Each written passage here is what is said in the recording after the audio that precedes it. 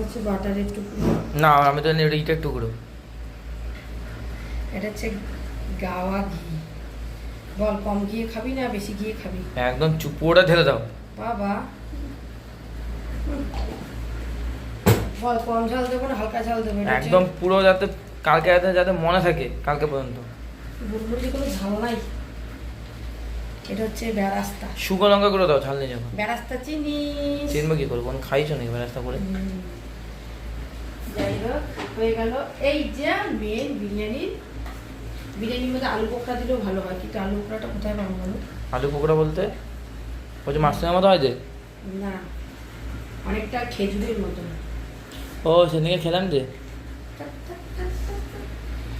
আর আছে ভেতরে আছে মটন আছে। আজকে হচ্ছে মটন বের করে মটন। না বড় করে যাও না। তার প্রমাণ কি মটন আছে যে? না আছে এর মধ্যে।